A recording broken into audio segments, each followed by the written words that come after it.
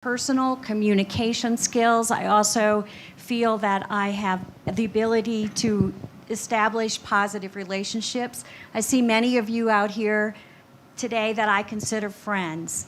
Whether I've golfed with you, you're my neighbors, or just played racket, sports, or cards, or whatever it is. So I just want to use my background and help make Land Harbor better. Thank you. Patty? Last but not least. Well, when I was asked to do this, my initial was no. I wanted to enjoy my retirement. The more I thought about it, I realized that everyone needs to participate. And so it was a good time for me.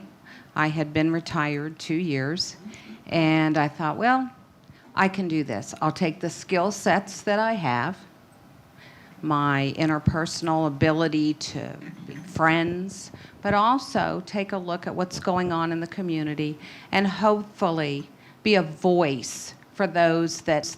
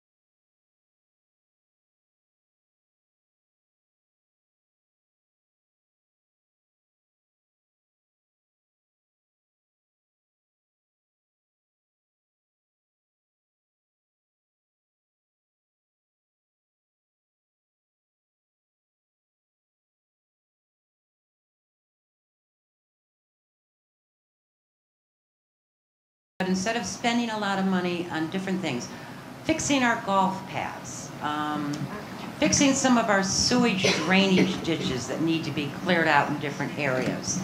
Where do you stand fixing what we have before you start spending money on other big projects?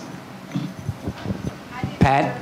I didn't hear all of it that she was asking about. I know I heard the fix wall. I heard the stuff. I was asking, fixing what we have before we spend a lot of our money for different things that don't need, like new things, okay? Like the golf cart paths. If you've ever gone from the golf house down towards the back nine, if anybody's walking that path or coming the opposite direction in a golf cart, it's horrendous. There are certain areas you cannot pull over, you cannot pass. You're just going to go down a cliff of rocks right onto Goose Hollow, okay?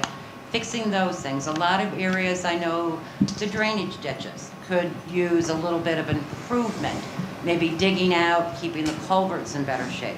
Fix what we have before we spend money on further things. Where do you stand on that point? So Patty, we're going to start with you. Me first. Yes. Okay.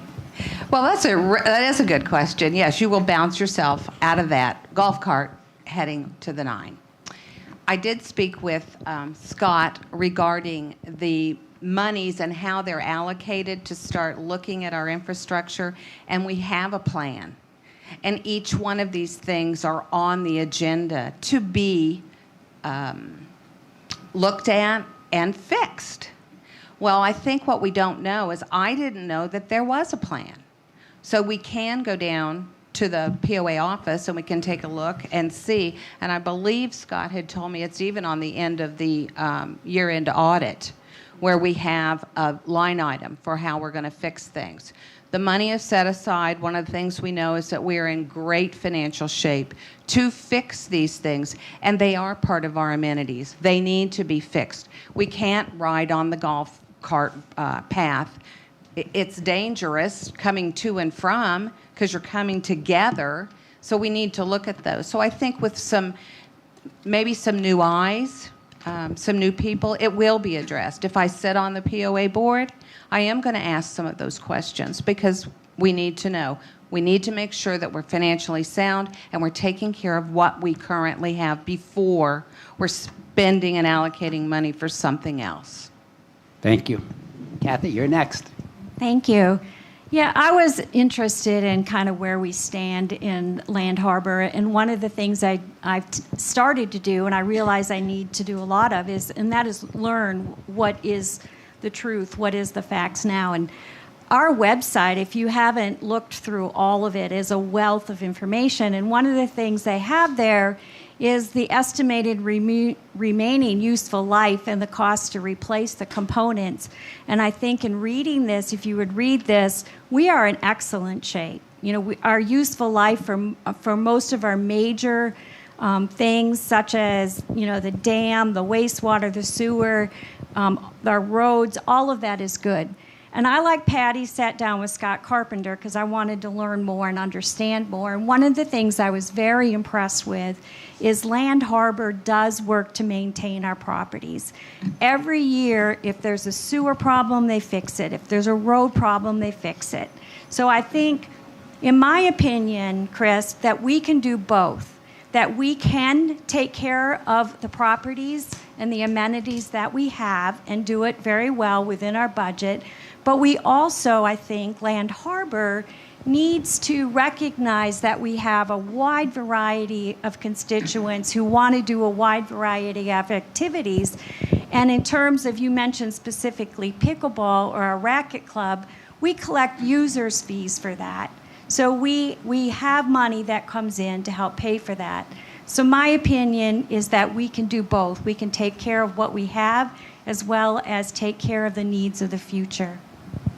Thank you. Paul, you're up next. Okay, thank you. You know, we're really talking about two types of things. One is when we talk about golf carts and maintenance and all that's in the regular budget, and it's a reoccurring budget item. It should be in there to maintain all the existing structure of Linville Land Harbor, and then there's capital expenses or things that we're going to improve. It is my belief that when we're in times of wealth right now, where properties are selling and we're getting extra income that's not part of the reoccurring income that we operate our budget from, that's when we should, as an association, go out and investigate how we should improve our association and take capital expenses and start doing some of those if they're reasonable to do, and we agree that they are. But maintaining a golf cart is like maintaining the road. I believe part of the budget is just a matter of getting to it and maintain it. Should not be an item that is up for discussion by our board. It should be part of our budget and going. Anything that is a capital improvement or expenses that you're talking about before we spend money some other place, to me that comes from not reoccurring revenues, but revenues that come in a one-time basis, like our fees that we charge for someone selling a house or buying a house.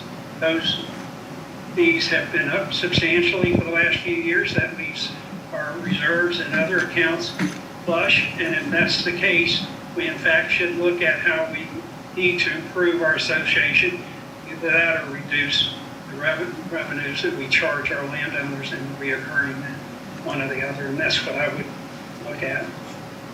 Thank you. Thank you. Dr. DeFelice, you're up next. Okay. Agree 100% with the premise. Fix what you got before you build something new. How's that for a short answer? If you're done, that was a good one. There you go. And so, Ruth Ann, that puts you on tap. Okay. Well, one of the things I've learned of being on the board in the past few years is our sewer system is much more complicated than a lot of us know. And one of the things that we constantly are doing is repairing or fixing the sewer system. And that's the way that is the best and most efficient way to keep it going. I know this past weekend we had a situation with a sewer pipe that I don't know what the correct term is, but wasn't working correctly. And Scott was called, the police were called, and then Scott was called, and then we had some maintenance people come in, and they repaired that area. And that's what we're doing with the sewer. And the good thing about that is that we do have the reserve fund. I don't know how many people were here when we did the dam. And I don't think we had a very big reserve fund at that point in time. And we're fortunate now that we do have our money has been managed so that we have a reserve fund so that when we have these things that need to be fixed, like the sewers, then we have the money to fix them without having to have an extra assessment. But I think we do the maintenance people and the management does a pretty good job of keeping the sewer going and keeping it running and knowing what needs to be done. Because, as I say, it's a very complicated system. And I think also this thing that I believe that on the golf cart path, there has been some work to identify what needs to be done on that. And they have to wait till they can work with the asphalt people to get that work done. But they are very aware that there is work that needs to be done on the golf cart path, and I think that is in the budget to be done this year. As far as building new facilities, one of the good things about Land Harbor is that they have constantly worked to keep things up to date. I don't know if y'all remember what this building used to look like and all the activity centers, the work they've done. So they are constantly keeping our facilities in good shape, and they're able to do that because we have the reserve fund that we do. Thank you, Ruth Ann. All right, who's going to be next? Yes, the floor is yours. Gina?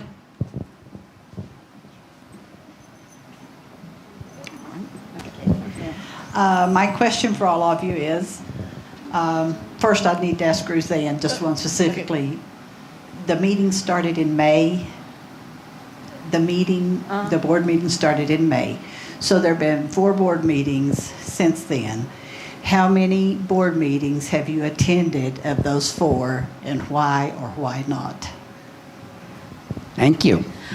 Ruth Ann, we're going to start with you.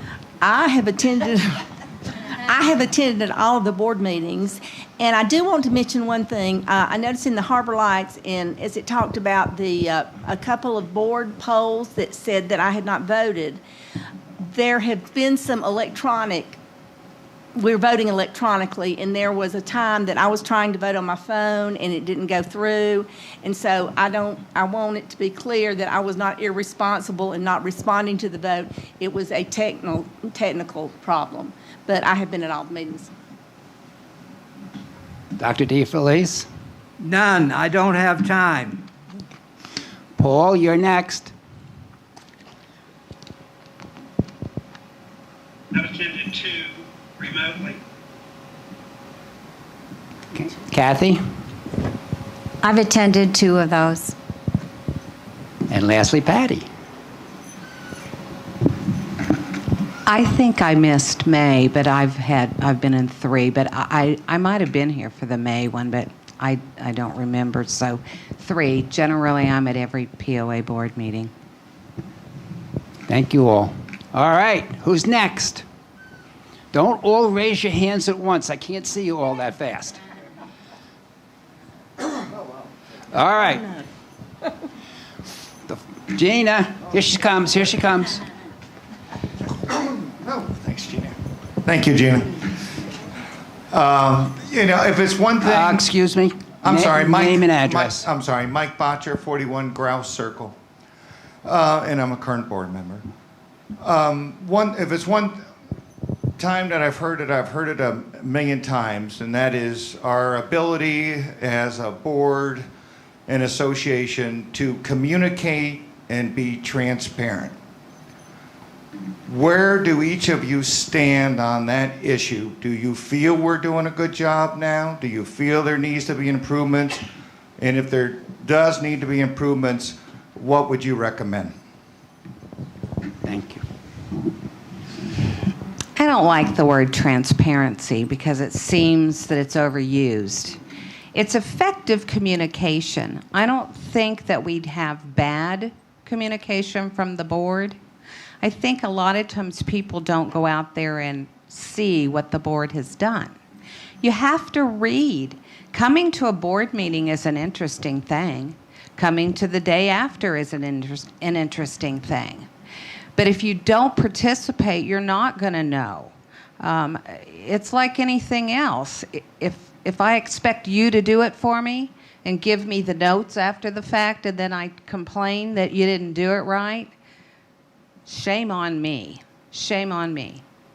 So when I look at the board, I think for me, I'm a pretty effective communicator. I'm pretty accessible. Sometimes I read Facebook and I get a lot of interesting information from there. Take it with a grain of salt. People have told me, Patty, you need to get a burner phone and you need to get a new email address. I'm up early in the morning, so I check my emails as a matter of what I do. I think that I'll just improve on what the board is doing, but I don't have a complaint that they're transparent. I think they do a great job trying to do a lot for 1,450 people, and it is a volunteer job. Boy, I'll tell you, all the years that I did things volunteering, they are upping the pay, though, I heard. It's going to be, it's going to be 35% increases to what you're making today.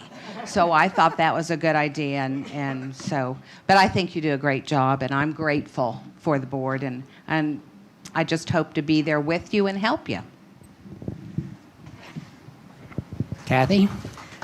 Thanks. Yeah, I agree. I mean, I think the board and the staff do a really good job of communicating, but I will say in all the travels that I've done all around our community while I've been campaigning, there are people who do feel like we need to do a better job of communication. So we need to listen to them, and we need to continue to find new ways. I did want to talk about kindness. So if any of you saw my golf cart parade, you saw that my poster on the front of my golf cart was "Kindness is everything." It's been an interesting experience running for the board and volunteering my time. And as Patty mentioned, people can be pretty unkind on Facebook. You know, I've been told I need to have a thick skin, I need to have broad shoulders, but you know what? It still hurts. So I think we do need to communicate, but I think we need to do it in a kind manner. I got criticized because I had too many signs. One of our other candidates got criticized because they had too little signs. I think it's a valid discussion, you know, how many signs we have, where we have them, but I don't think it's valid to personally attack people. So communication is good if it's done in a kind manner. Paul, you're up. Thank you. When I started to run, I set out 3 goals, and the second goal was communication and transparency. And you know, the board is doing a much better job after COVID. I think it forced all of us to do things not in person, and like this meeting, and like the connections that allow me to talk to you and communicate with you when I couldn't do that safely. You know, that's a big plus. There's another thing called a telephone, and today I got a call from the office telling me about next Wednesday's meet and greet. I guess that's coming up this week, Wednesday, because it was kind of a last minute, I guess, thing. But anyway, they wanted to make sure I got that information, and I got the communication that they're sending out, which is great. This weekly briefs they do in writing. The website has been improved substantially. I think all of those are communication. It gives us access when we don't have access in person or whatever, and it allows us to participate as much as we can. I would continue looking for ways to make that worthwhile. I know when COVID started, I have 11 grandchildren, and I got compromised possibly by a friend, and I got into keeping myself away from people, particularly the ones I love. And I ended up setting up a Zoom meeting with all my 11 grandchildren, and surprisingly, 10 of them would attend every Saturday morning. We talk, communicate. So as we, go about communicating with people, talking is certainly one way, but there's electronic ways, there's emails, there's Facebook is, I think the board's actively integrating with that fairly well. And I think we just need as a board to keep pushing communication out to us owners so we can see what's going on, we can hear what's going on and be a part of it when we can. And it needs to be done a number of times because, it comes in last week and then it's this week. We don't know that, so we have to make sure that we send it out a number of times, which I think they're doing a pretty good job. So that's just my thoughts on communication. Thank you. Thank you, Frank. Dr. DeFelice. Can you hear me? You are not doing a good job. You are running Land Harbor like it was a business for a profit. That makes all the fees much higher than they should be. This is not a business. This is a nonprofit corporation. You should run it like a nonprofit corporation. The fees in nonprofit corporations are the marginal cost of providing those amenities and utilities. So what you should do is run it like it's supposed to be run, a nonprofit corporation. Thank you. Ruth Ann, you're on. Okay. For those of you who know me, for 34 years I worked for a company and marketing was our, in fact, we were, I think at that time, the largest advertising company in the United States. So communication is very important to me. Since I've been on the board, I have seen much improved communication. And Josh, I have to shout out to you. Thank you for all your hard work. If you are not signed up for Constant Contact, because currently, if there's something going on in Land Harbor, the information goes out. You can get in touch with Josh and give him your email address so that you can get that. So we have Constant Contact. He keeps our Facebook official page going, which gives us information. Like recently, the pool had to be shut down because of some problems, and that was put on the Facebook page. If you're not signed up for our web page, that has information, financial information, governance information, that you can go and look at. So there's a lot of things that are being done, and we can always improve. But I see over the last 3 years that we have improved greatly on our communication. And one thing I would like to see is in the next few years, maybe have some educational days where we have owners come in to sign up for the different kind of communications we have, and also have training on how to use our website. I would like to see that happen. Thank you. Any more questions? Any more questions for all of the candidates? All right, then we'll go to part 2. Now you'll be asking a question of only one candidate. And again, a reminder, when I do pick on you, please stand and identify yourself and your address.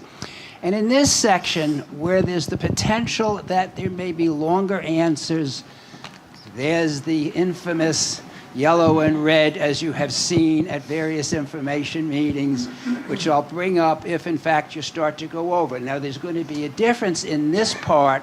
We're holding the candidates to 3 minutes in part 1. We're going to give them a little extra time in part 2, so you'll all have 5 minutes, and I'll be timing you. That said, who would like to be first? Yes, sir. Gina, did you see him?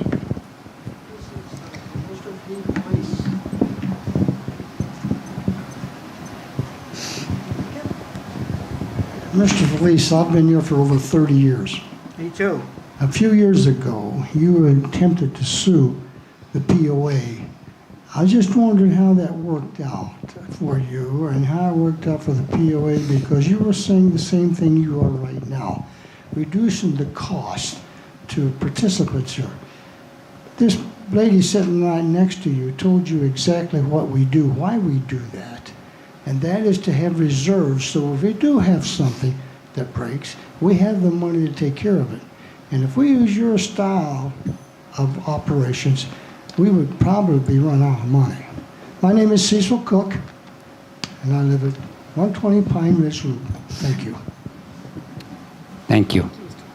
I only got part of the question. The first part was I sued somebody at Land Harbor here a few years back, and you wanted to know how that came out. Is that right? That's the first question, right? Yeah, yeah,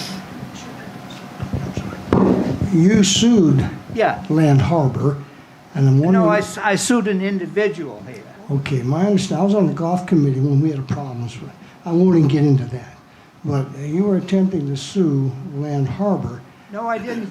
No, I Okay, did not. I stand corrected. If that's what you say, we're not gonna argue about that. Thank you.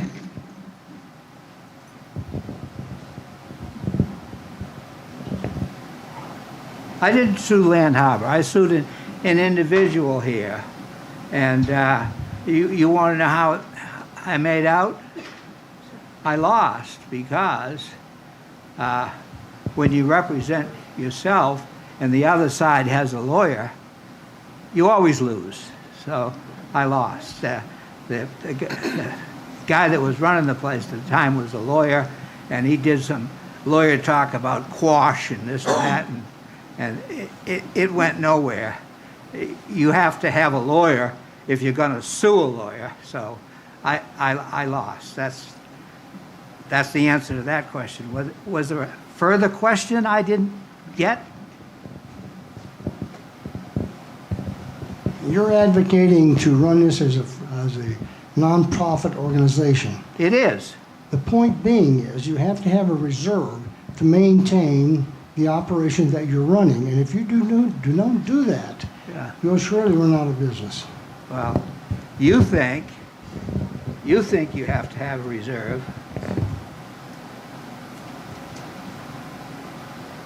I'm a PhD financial economist. I know more about the how to finance an operation like this. I've consulted with over 50 years with finance problems with businesses and governments. I don't think you're right. Dr. DeFelice, are you finished? I guess. Okay, I didn't want to interrupt you, just wanted to be Did sure. I answer your whole question?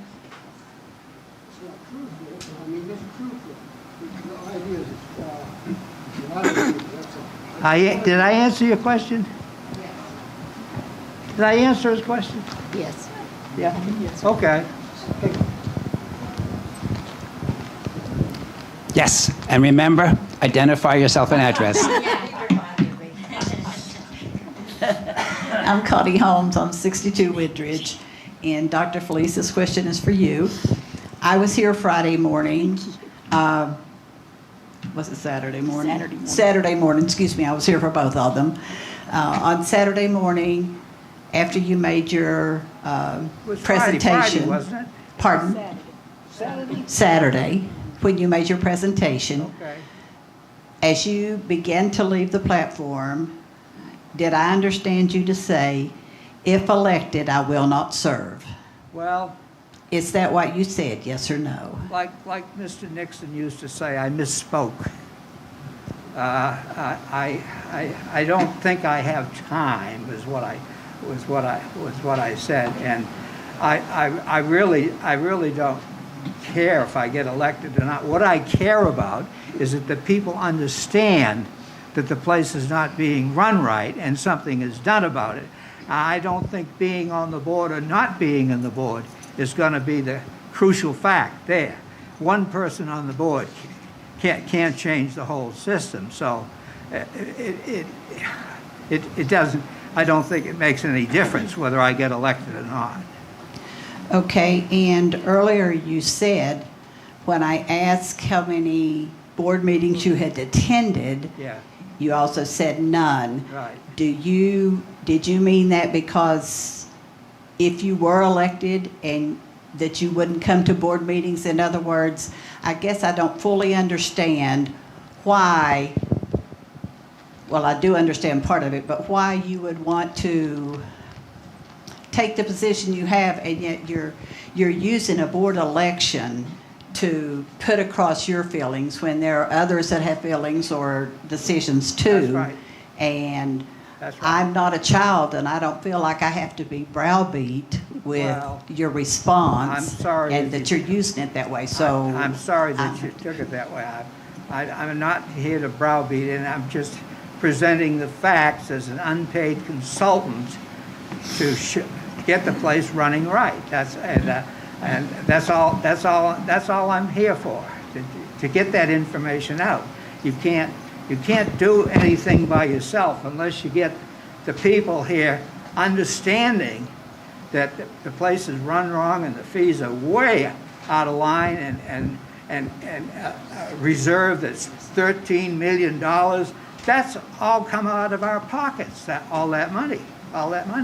So I'm a financial economist. I want to see the thing run right financially. These people that are running it think it's a business for a profit, and they make a profit every year by selling the amenities and the utilities above cost. They do it all the time, every year. I want to stop that. I want to make it, it'll be better for everybody. The fees will be lower for everybody, especially the summer residents, who are the vast majority of the people here. There's no godly reason why that we come for a few months, we have to pay the same amount for water as the people that live here year-round. That's just wrong. That's just wrong. And Well, okay, and with that said, I am a seasonal resident. yeah. And I'm fortunate enough to have 2 homes, but neither do I expect that I would be given any special courtesy at either place, because I have access to that home all year. If I choose not to be on Windridge 5 months out of the year, 6 months, or 5 days, I shouldn't, it's my home. There's a responsibility. Water has to run through those lines, sewer has to run, trash has to be picked up. So just because I'm not there doesn't mean that I shouldn't share in that responsibility. I shouldn't expect discrimination to allow the part-time people to pay one price. How do we know what their part-time is? Is it 5 days? Is it 5 months? Our office people would never get the bills figured out, but because of the fact that we are like we are, there are breaks in both communities for us, because my Florida home has a break because I'm not there during the summer.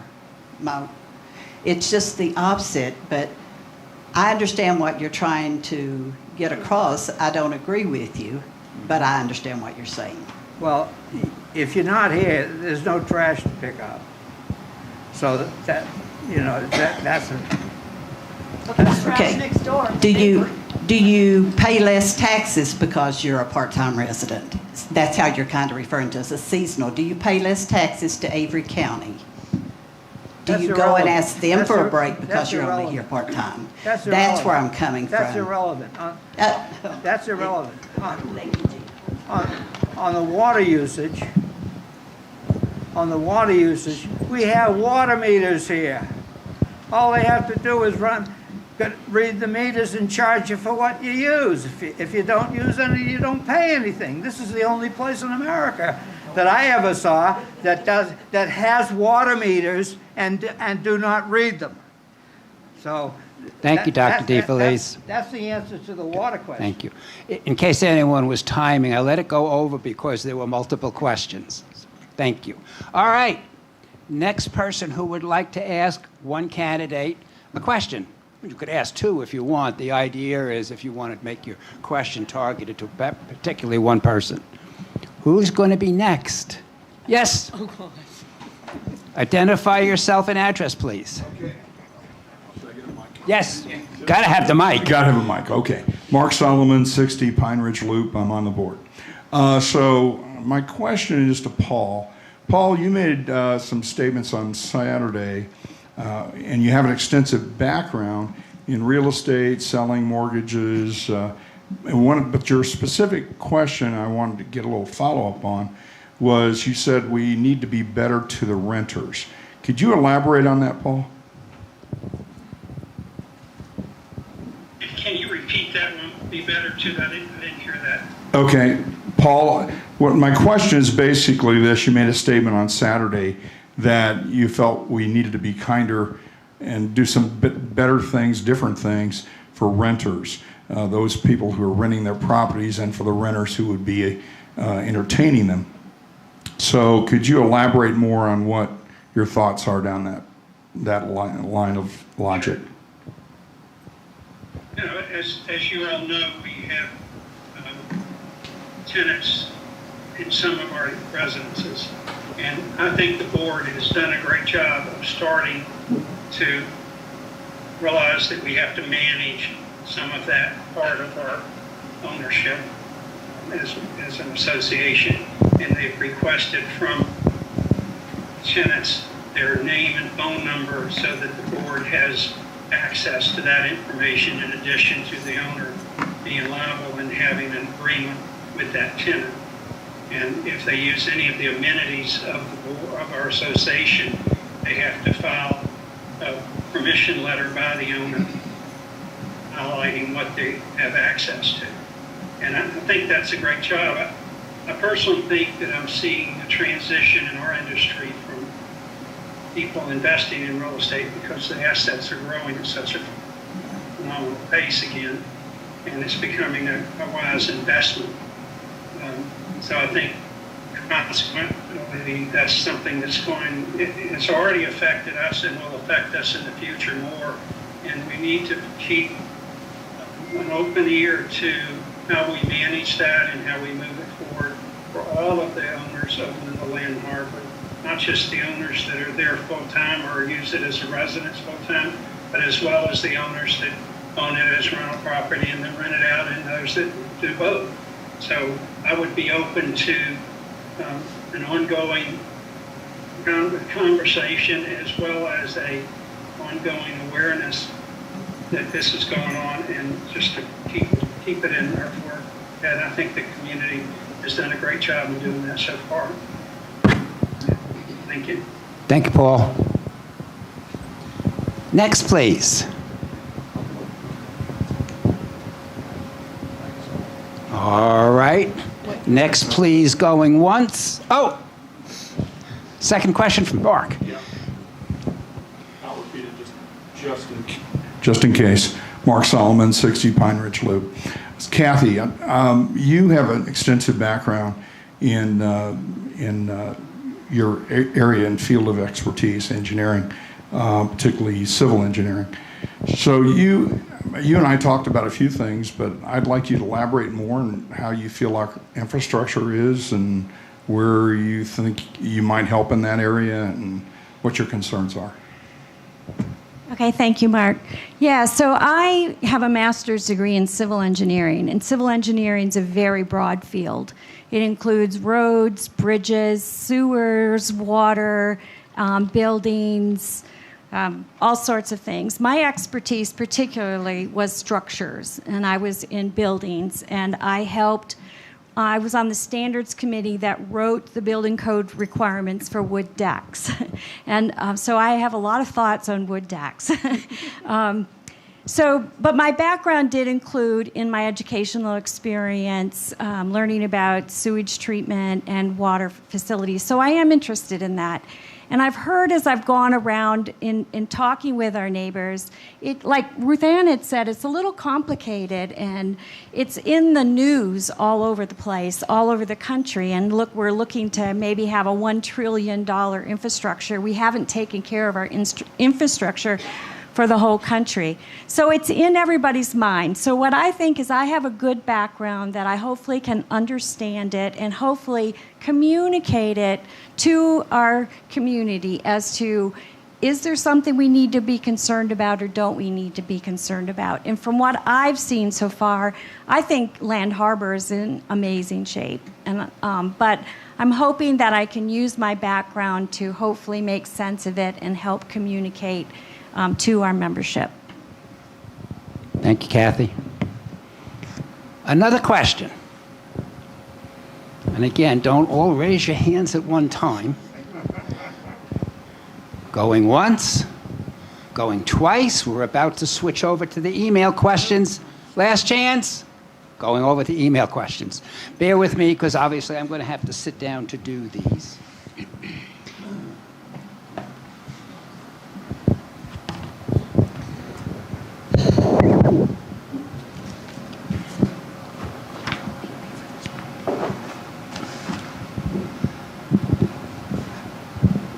Okay, I'm assuming everyone can hear me. So, we're going to start with Marie Cook, who's at 230 Galax Loop. Her question is to all the candidates, and so again, we'll start at the far end with Ruth Ann and do the same process. The question is, several amenities need improvement. With the increased use of amenities by owners and guests, all the amenities other than a golf course are overused or in need of improvement. For example, the fishing pond on Sunshine Lane could use seating and a trash can, not to mention a restroom. Laurel Hills has no, that is zero, amenities other than private gardens and a pathetic dog run. Land Harbor is over 50 years old and the place needs a facelift. How do you propose to improve and increase uses of shared spaces for the benefit of the residents? Ken, what was the last part of the question? The last part, the last paragraph reads, Land Harbor is over 50 years old and the place needs a facelift. How do you propose to improve and increase uses of shared spaces for the benefit of the residents? Well, it's interesting because I've been coming here since '87, I think, and I have seen a great improvement in our amenities and the things that are available. One of the things I would like for owners to know that if you see a need for something to be done or something to be improved, you need to let people know. This is a large community. I ride around here a lot because I'm on the unkept properties. I work with the unkept properties committee, so I get to a lot of the neighborhoods. But a lot of us don't see every neighborhood and every back road, and there are a lot of back roads here. I found that out this year. But if you see something that needs to be done, you need to make the office aware, make Joe aware. You can do now I'm trying to remember the name, a work order. You can do a work order. And Josh, is there a form for that on the website? Oh, sorry. I'm not sure, but I think there's one on the website that you can get the work order. If not, I'll check and see if we can get that put on there. But I think that's the key, is that if you see something that you think needs some work done or needs improvement or there is a problem, then you need to take ownership and let people know, let the management know what's going on, and let board members know what's going on. Thank you. Thank you. Now, in fairness to each of the candidates, because this was a rather lengthy question, before you answer, if you'd like me to read the question again, I'd be glad to do so. So up next is Dr. DeFelice. This kind of goes back to the very first question we had. Some woman asked about building new stuff or repairing. I would say, if it ain't busted, don't fix it. Renovation, no. Thank you. Gina, is Paul ready to go? Yes. Paul, you're up, if you can hear me. Thank you. I'm ready. I think the amenities we have are all managed, I believe, by people and phone calls or emails. I'm not sure, but if that is the only way we do it, I would be in favor of moving it to a technology that's interactive with our internet. So you could go and see what amenities are available. If the room is available, that we can reserve it online with our sign-ins and be more interactive that way. There's probably other communities doing things with using some kind of, we're talking for the first time about maybe having a gate of entry. And if we do something like that, we may end up having some type of codes. I think all of these things should be on the table. I think we as an association, 1,400 people are hard to manage over the phone. And anytime you want something, if it's after 5 o'clock, that particularly becomes a problem. So I think looking at other alternatives and being open to utilizing some of our interactive facilities that are automated would solve a lot of those issues and make them more available. And I would be in favor of moving to that type of activity when we can. Talk about improvements and amenities. Again, we're in a bumper crop in terms of income that's coming into our budget that's not renewable on a guaranteed basis. It's renewable, it has itself. And there's other income sources we have. What we do with that can be effectively to improve our community. And I think those would be things I'd want to look to, as well as if we weren't going to do that, utilizing those to reduce our contribution personally. Thank you. Thank you. Kathy, you're up. Yes, and I would like you to repeat the question for me, please. Certainly. It reads, several amenities need improvement.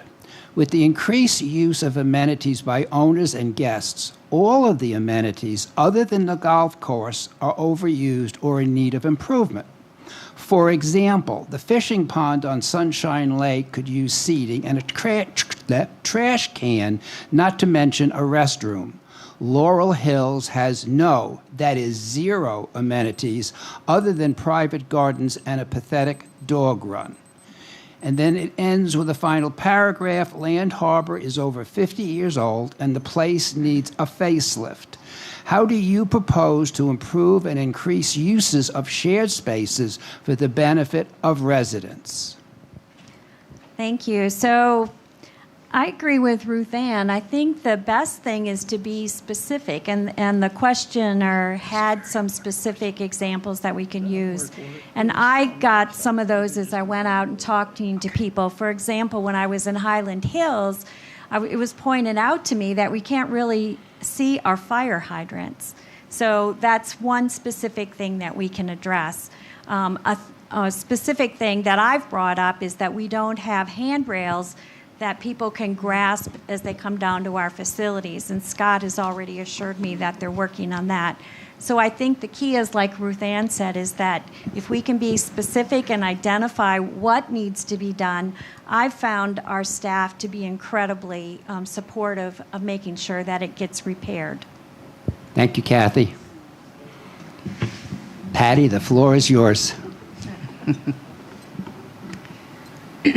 Golfers, fishermen, quilters, tennis players, card players, pickleball players. Did I say tennis?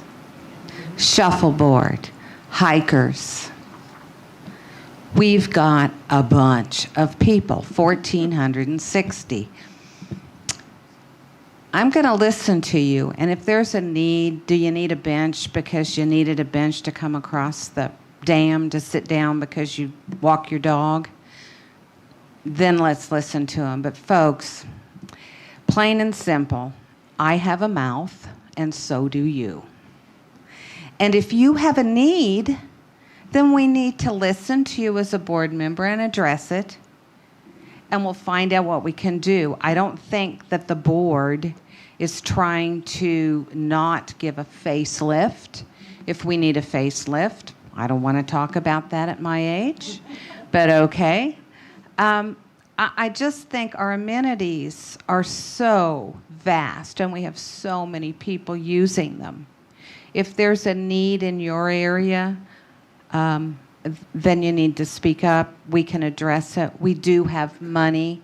We need to allocate it. We need to be smart. But we're smart people. We didn't get to this place in our lives without being smart. So I'm going to listen to you, but if you've got a need, then you need to bring it to the board and talk to them about it. They're here for you, not for themselves. They don't make that much money, do they, Mike? No. Thank you.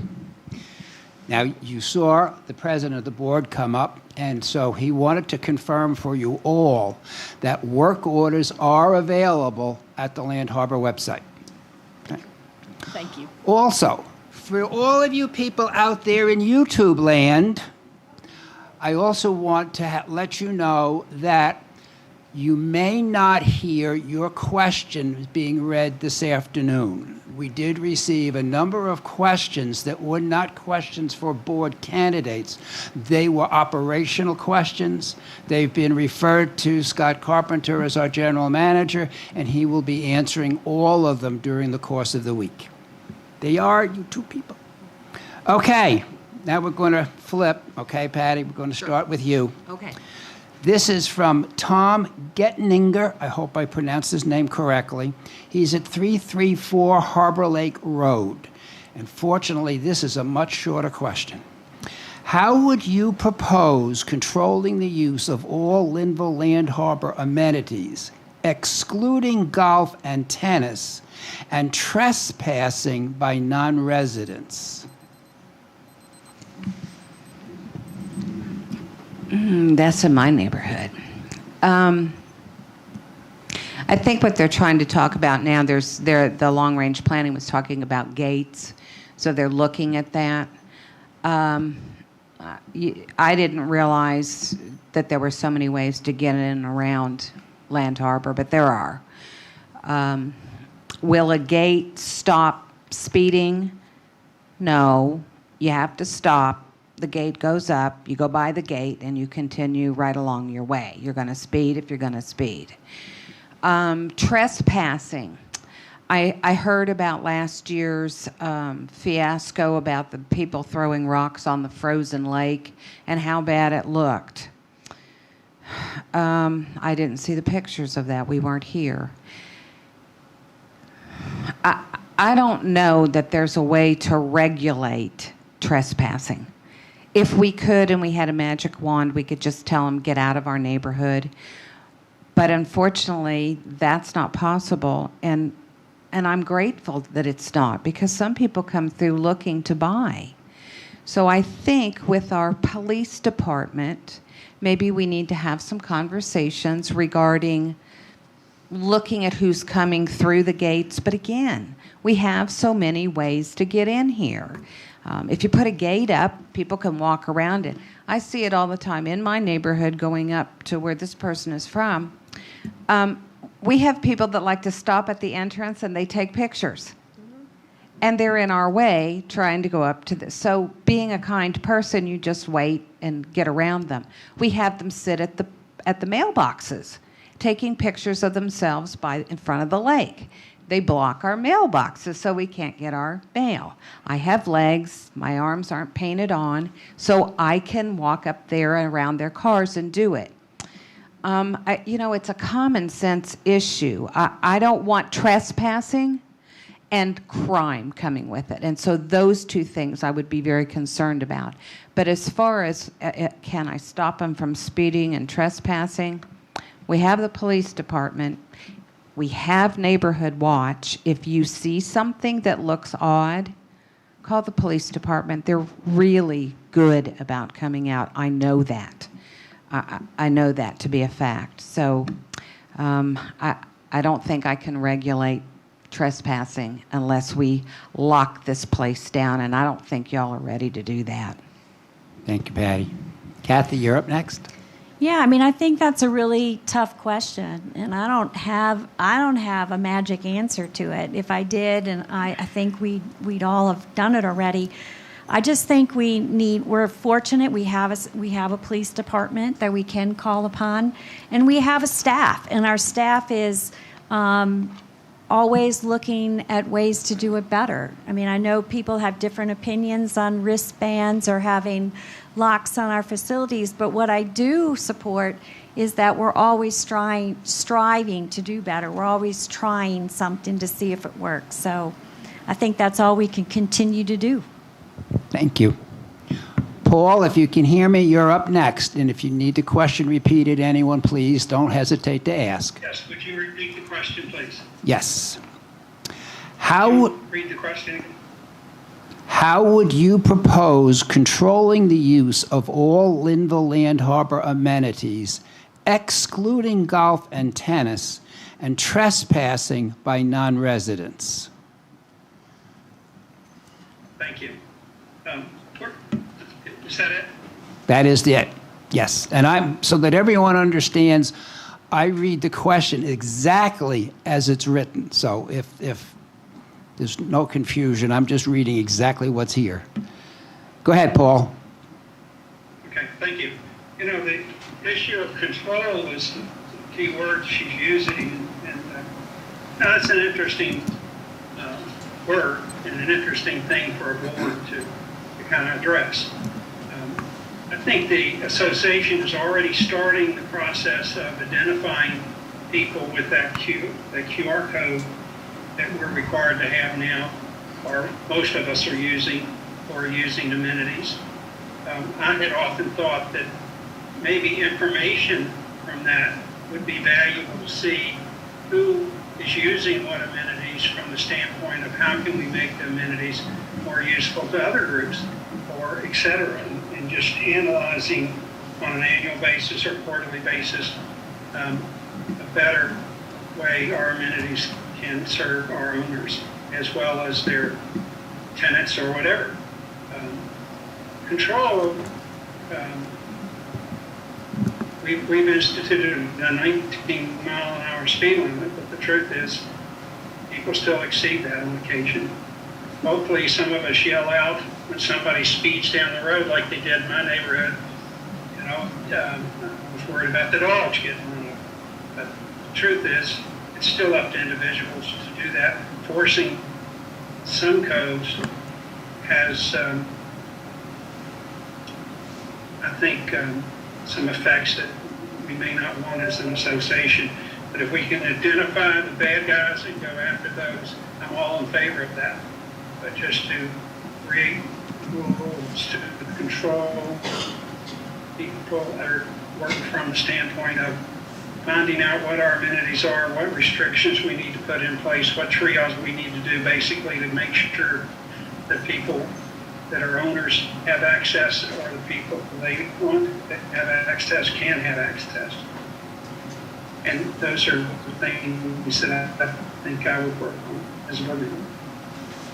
Thank you, Paul. Dr. DeFelice. I have no idea in the world what to do about that. Sorry. Thank you. Ruth Ann. Well, it is a huge question, but I think we've come a little way in the last few years as we've added the codes to our amenities, because there used to be a time that anybody could just come in and walk into any of our amenities, but now we have codes, and the code to any of our amenity is available on our members' website. So if you are an owner, you can get on the members' website and get the code and use those facilities. Also, I did want to mention, because I think Paul mentioned this, we can reserve facilities online, correct, Josh? So if you have a facility that you want to reserve, you can go to the members' website and reserve a facility online. Oh, I'm sorry. Reservations.linvillelandharbor.com. Thank you, Gina. So we have come a long way, I think, in technology, and I think we've come a long way in trying to make our facilities. Oh, what have I got, 30 seconds?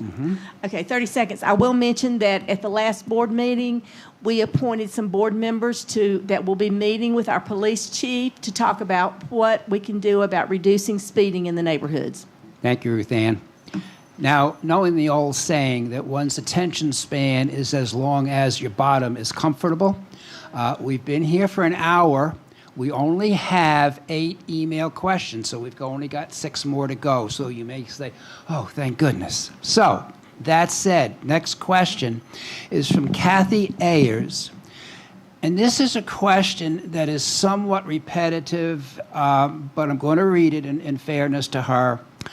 What ideas do you have and/or support for traffic calming in Land Harbor Parkway? Very few drivers, including LLH employees, abide by the 19-mile-per-hour speed limit. You want me to go first? Please. I think we confiscate the cars. Yeah, put them in jail. We're going to build a jail. I did hear an interesting idea from one of our residents. And she said, when I see that flashing light that says I'm doing better than 19, I slow down.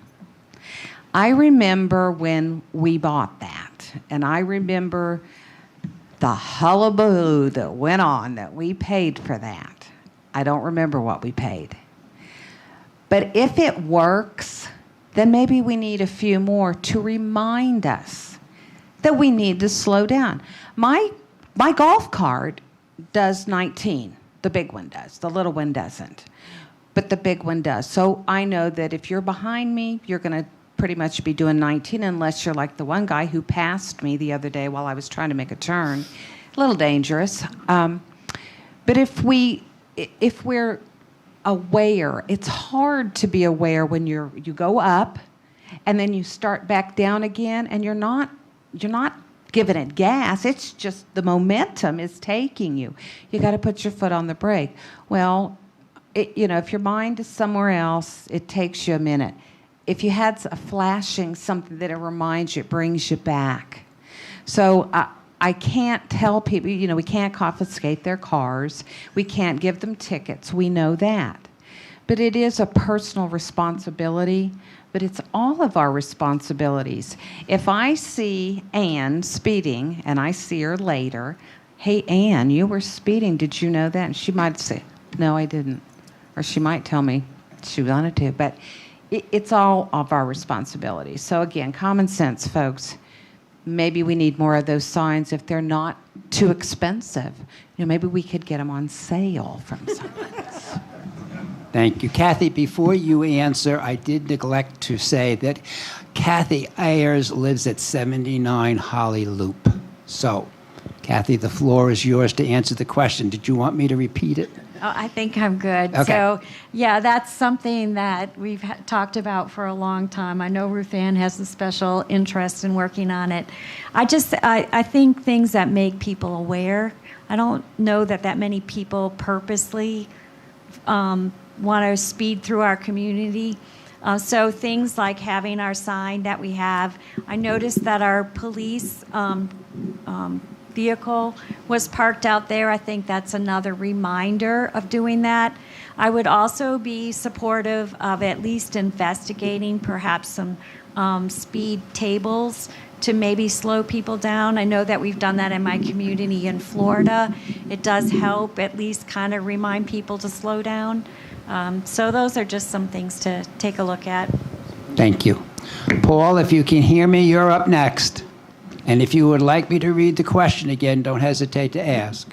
All right, thank you. No, I'm good. I'm in favor of signs that capture our speed and tell us what speed we're doing. That's happening in the public sector in a lot of places, and it's slowing people down. I think it's kind of changing the heart. I don't recommend we all yell at each other for speeding on golf carts. I think a campaign that helps us remember why we're needing to slow down for the safety of our fellow owners and children and whatever is in our community, because we are seeing more active kids out there. Unfortunately, some of the teenagers are probably some of the problem, but they may respond better to a sign that says, they're going fast. I know my teenagers that are driving, they're informing me that I'm doing something I shouldn't be doing when I'm driving much more actively. So they're more aware, and they're rule followers, a lot of them. So that's a good thing. Thank you. Thank you, Paul. Dr. DeFelice. Could you repeat the question, please? Yes. What ideas do you have and or support for traffic calming on Land Harbor Parkway? Very few drivers, including LLH employees, abide by the 19-mile-per-hour speed limit. None. Thank you. Ruth Ann. Well, as I think has been mentioned, this is kind of on my radar right now. And at the last board meeting, we did appoint some board members that are, Mike Botcher, you're one of them, aren't you? And Jan Blackwell and I believe Tommy Oakley. Tommy was here. And we're going to be meeting with the police chief about what we can do about reducing speeding in the community. Also, I've done a good bit of research online about communities and what they have done to help reduce speeding. So there are a lot of different ideas. We're aware of the problem, and it's something that we're going to, we're working on. And as I said, it's on my radar, and we will be meeting and talking about different things that we can do to reduce the speed. Thank you. And Ruth Ann, we'll be starting with you when I do the next question.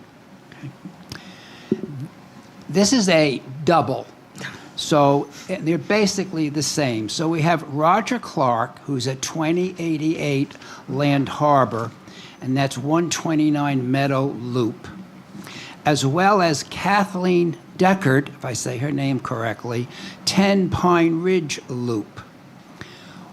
One question reads, what is your opinion of adding a guard gate to the main entrance? And the other is, please give your thoughts on gating Land Harbor Parkway, pro and con.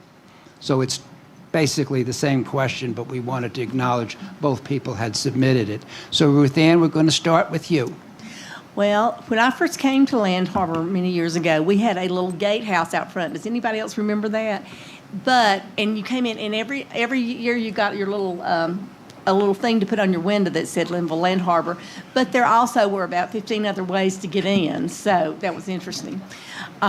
We're doing a survey right now to get the feeling of what the people here in Land Harbor want as far as a gate goes, and I think that when we get the information on that survey, we'll know which way we need to go. Thank you. Dr. DeFelice? Would you repeat the question, please? Yes. And I'm going to read both questions, although they're pretty much the same. What is your opinion of adding a guard gate to the main entrance? And the flip to that is, please give your thoughts on gating Land Harbor Parkway, pro and con. I don't think it's necessary. Thank you. Paul, if you can hear, you're up. Thank you. I'm looking forward to the results of that survey and a little more information on what guard gates would do for our community in the way of protecting us from intruders, as well as security, if any, from that. So I'm just interested in looking into it and seeing, is that something that would be better for all of our owners? And if it is, then I would vote for it. Thank you. Kathy? Yes, thank you. As I went around the community, overwhelmingly people were saying to me, that's a really dumb idea, because it would divide our community. We have so many other entrances into Land Harbor than just the Parkway. So if, I can't imagine somebody's driving by and going, oh, I really wanted to go in there and see if I can sneak into their pool. I think it's people who know Land Harbor and come and try to use our facilities. So they're going to know that they can get in through Spruce Hollow, drive through those streets, go up Lakeview, drive down those streets, and get into our amenities. So the feedback I've gotten from the people I talk to is that it would divide our community. I'll also speak that we have a gated community when we go back to Florida. The gates are always broken. Either somebody's run into them, or there's a mechanical problem with them, or somebody doesn't have their card, and then we have to pay for somebody 24/7. That's a huge expense. Thank you, Kathy. Patty? I think what we have to identify why you want the gate, and so I like the survey, because I think the residents need to say why they think the gate is a good thing. What I've heard is they want to slow down the speeding. It won't. They want to stop trespassing. It won't. And we're going to stop those people that are cutting through over here, going 19 mile an hour to get to the Pinola. I can get there much faster all the way around because nobody's telling me to. My car's telling me you're not going fast enough. So the survey should be interesting just to find out really why people think the gate will work. So if we can look at the survey itself and this is what they're trying to accomplish with a gate, then I think we can come up with an answer that's going to be more appropriate and will meet the needs of the residents and what they're trying to do, other than a knee-jerk, let's put a gate up. Thank you, Patty. Next question. Barbara Scott, 442 Windridge Road. What would you like to see changed in Linville Land Harbor? Why don't we switch it and give you guys a chance to think about it? We'll go back to Ruth Ann this end. Well, I was first last time. Let's see. What would I like to see changed in Land Harbor? I like Land Harbor. I think it would be very nice to have, you know how we have the Coke machines out here? I think it would be nice to have them in every activity center. Thank you, Ruth Ann. But no, seriously, Oh. I honestly, I think Land Harbor is managed very well. I think we've got good employees and staff. As I already said, I would love to see more and more communication, but I think we're very close to perfect.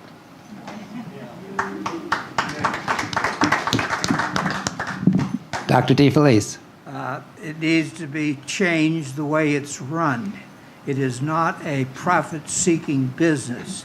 It's a non-profit corporation, and it should be run that way, and the fees will be much lower for everybody.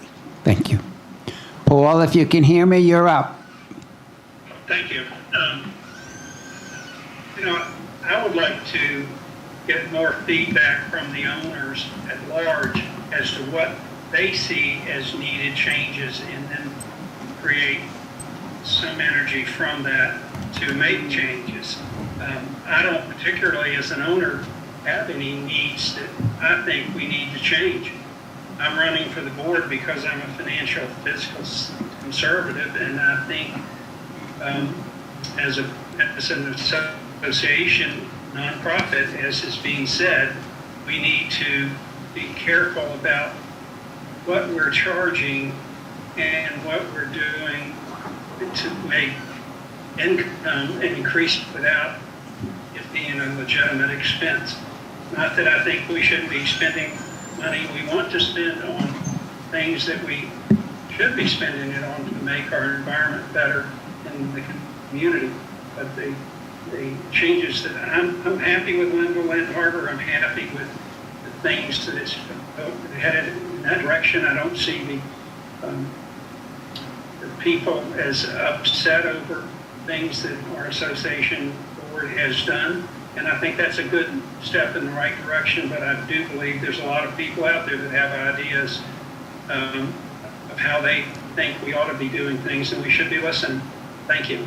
Thank you, Paul. Kathy.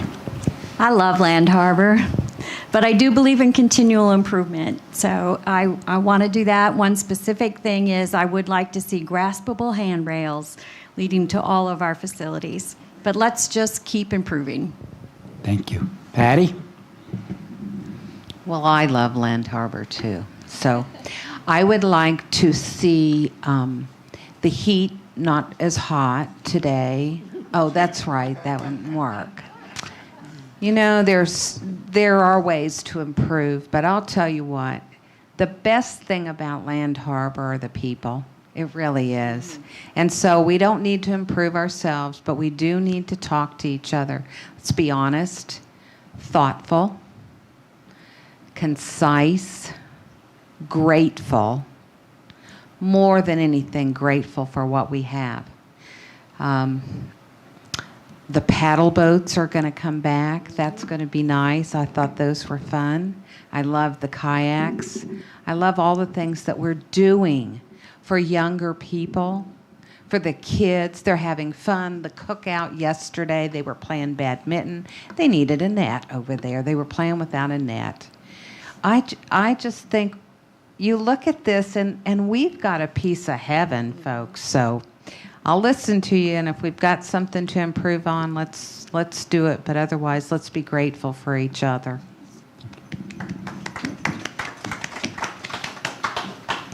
Three more to go. Oh, take that back. Hang on a second. Three more to go. And Patty, I'm going to start with you. Oh. This is from Deborah McAlpin, if I say her name correctly, at 584 Highland Hills Road. What do you see as the most critical issue facing Linville Land Harbor in the short term, that being 6 to 12 months, and long term, more than 12 months?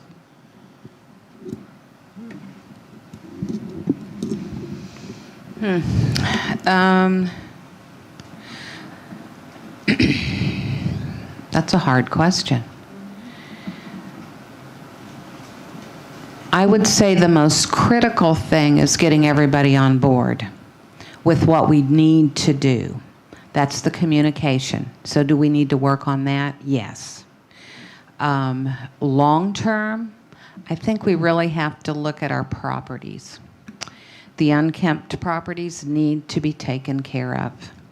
We've got to look at the future buyers and how they view our community. That's going to take some real critical thinking, going to take some digging down into it. What do we need? Because 30 years from now, I probably won't be here. I might, but I probably won't be.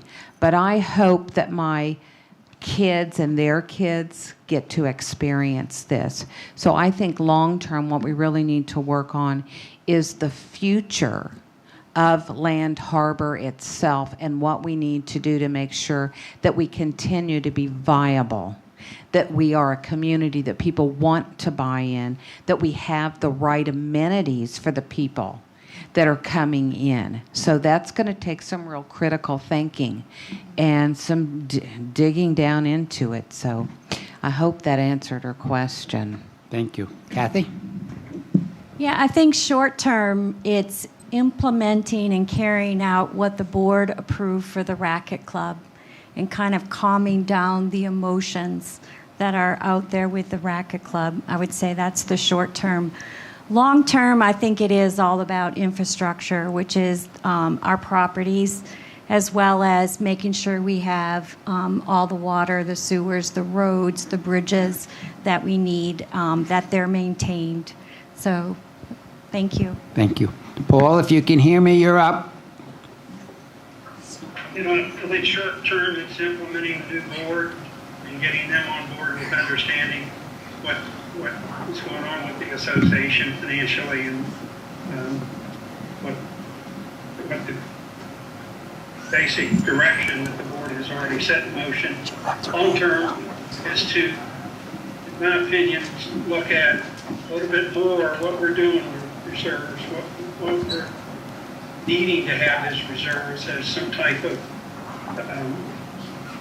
result of what our liabilities are to carry forward in the future. Reserves are, to me, there because we have liabilities that we've got to fulfill in the long term, whether it's infrastructure or whatever, the dam, whatever it is, we need to make sure we don't have anything that would make us do something called a dam monthly bill that we all have to pick up again.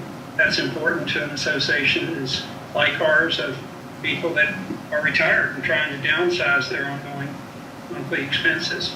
So I take that seriously, and I would look hard at that for the long term as to how we can improve both the returns on revenues as well as assets and go from there. Thank you. Thank you. And if you wondered what was just happening up here, Patty realized that one of the ladies that just left her handbag behind, so we were grabbing it and chasing after her. Thank you, Mike. Thank you, Patty. Dr. DeFelice. You know what my answer is? Run the place like a nonprofit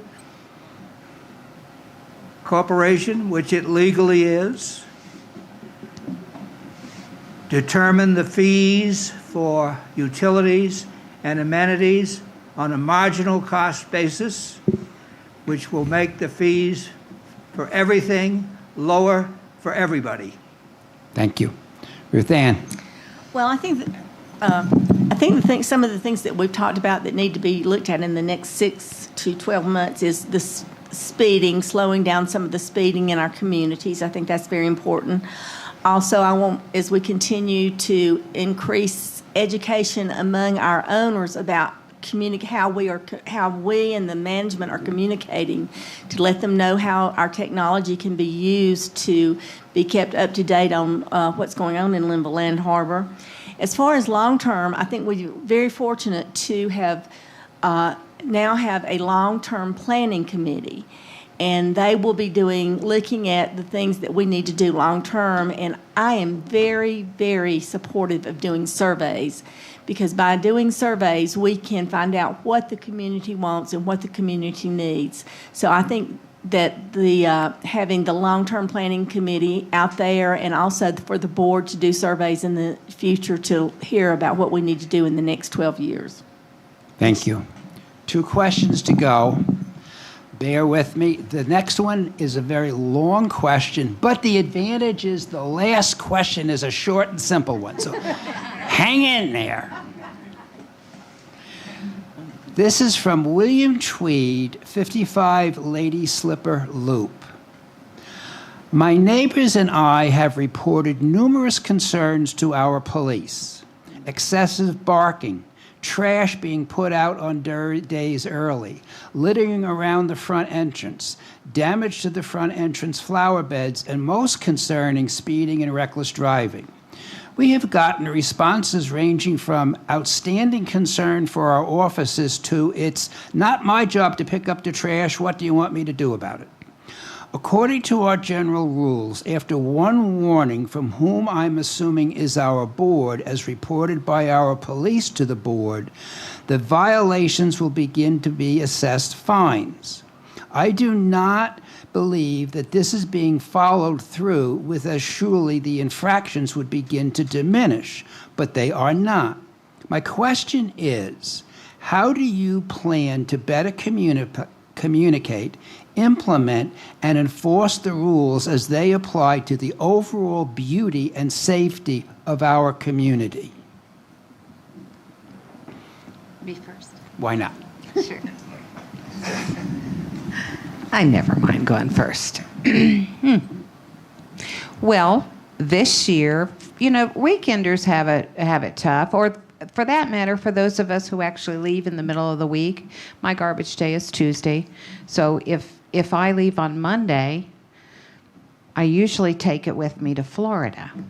But now we have the garbage that we can take across the street, so I think they've addressed that. In a lot of neighborhoods everywhere around, people put their garbage out a day early because they're leaving. You could be a kind neighbor and say something to them if it bothers you, or you could call the police. The barking dogs, unfortunately, I'm lucky. My dog doesn't bark a lot, but I have a lot of barkers around me. Dogs don't stop barking when you say don't bark. They also don't go to the bathroom when you tell them to. So being a good neighbor, picking things up, talking to your neighbor about an issue prior to calling the police and asking then the police to go tell on them to the POA board, and then the POA board can assess them a fine. And then we can fill out that paperwork, and then we can file that with the county, and then you can have a lien put against their property for that. And so when they get ready to sell it, bingo, you owe the POA. You can do that, but I think, again, in most cases, it's being a good neighbor. Say something to them.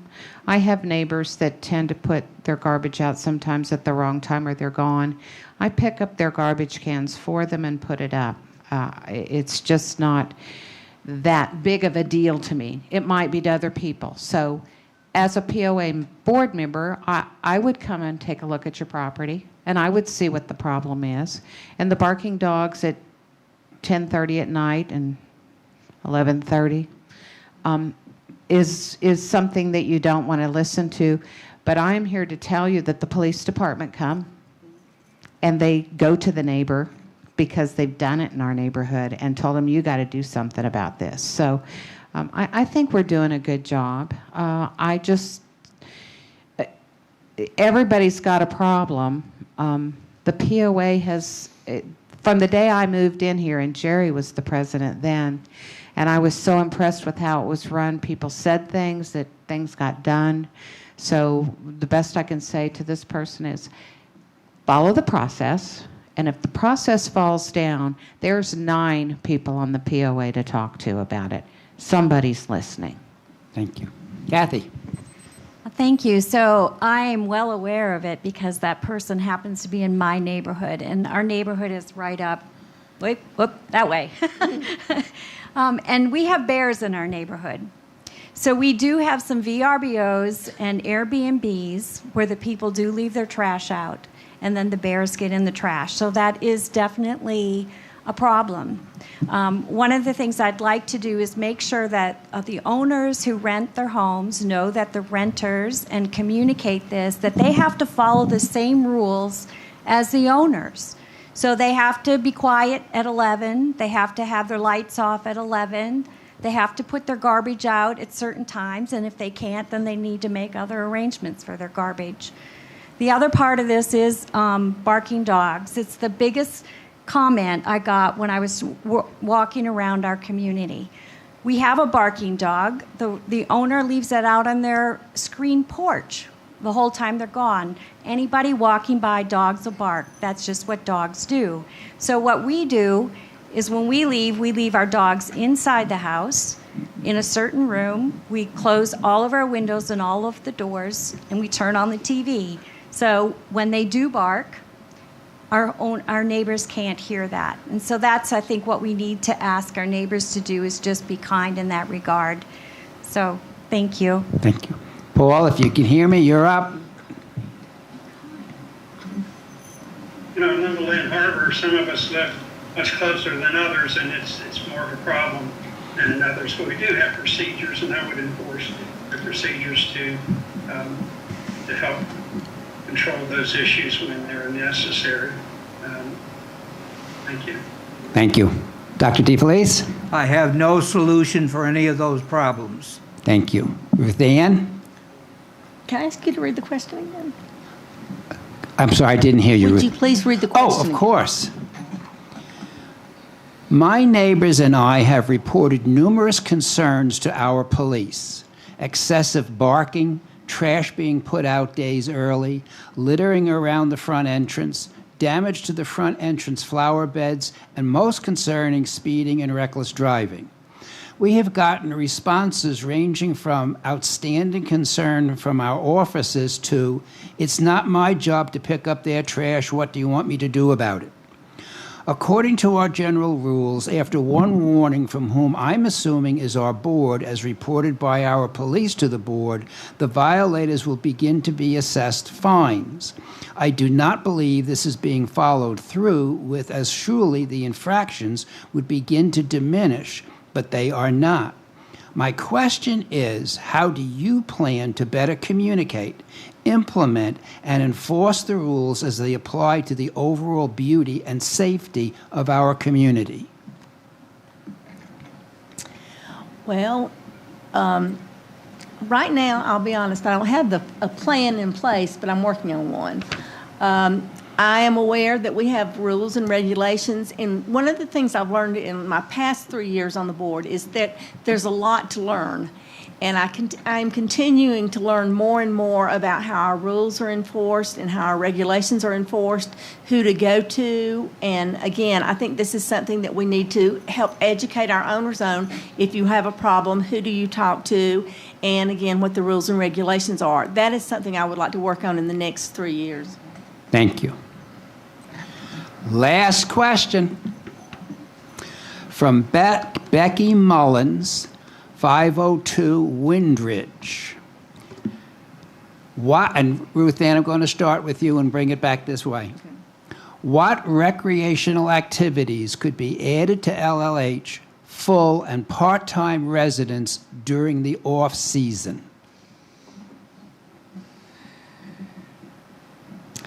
What additional, What recreational activities could be added for Land Harbor? And I think there should be another couple of words in here. I think it should read, what recreational activities could be added for Linville Land Harbor for the full and part-time residents during the off-season? So I've added a couple of words that aren't there to maybe make it clearer, I hope. I think the best way to answer that question, again, is to have a survey of our owners, because we don't really know. I don't know what everybody would like to have done in the wintertime and what the additional facilities they would like to have or recreational opportunities. I know the Four Seasons does a really good job of having parties and dances and different activities during the off, if you want to call it off season. I call it just the winter. And but I think we would need to do a survey to find out what owners really want to have done more during the full season. Thank you, Ruth Ann. Dr. DeFelice? Question doesn't make sense to me. Okay. Paul, if you can hear me, you're up. It's the last question of the day. I move to a survey of the owners of what they would like to see during those times. I don't personally have any additional items that I would like to see us be doing during this time per month. Thank you. Kathy? Yeah, so we have so many activities, but the reason we have activities is we have volunteers. So that's always the key. We would have to have somebody who would volunteer to do an activity, and if somebody's interested in it, there's so many things. One thing I noticed as I was going around Land Harbor, that there are a lot of lonely people in Land Harbor, and especially because of the pandemic. But some of our older neighbors have perhaps lost a spouse. And one of the things I was thinking about, maybe we could set up where we have morning coffee, where some of our neighbors could get together and going to McDonald's or something like that, but having a place here. Just one idea that I came up with as I was talking to our neighbors. Thank you. Patty? Well, you guys know I like to have fun, so I thought maybe we could have snow shoveling contests. At your house. Yeah, it's the winter. The first winter we came, we had a snow shoveling contest. Dan and I did. We went and got snow shovels, each of us, and our neighbors helped us, and we had a big old time with it. Because as we were looking at the cams, we saw that you cleaned the roads, but we didn't think about the fact that you didn't clean our driveway. The dogs were real surprised when they got out of the truck. The Four Seasons, we've been here at different times. They do a great job. But again, you have to find out what people want to do. When we're here in the wintertime, if the weather's good, I've got cold weather gear and I've got it on. You can go hiking. You can do an awful lot of things. So a survey would be good. But as Kathy said, this is a volunteer, so you have to do it together. So I think you ask the Four Seasons Club, what do you guys want to do? I know that they enjoy the golf club with movies. There's an awful lot of things to do in the winter, but it can be a little dicey when the ice storms hits. You're not going anywhere. So, it's just the winter, but it doesn't mean that you're not going to do anything. So my thought is let's get snow shovels and let's go for it. Thank you, Patty. All right, that was the last question. How about a round of applause for these 5 great candidates? Thank you all for coming. Appreciate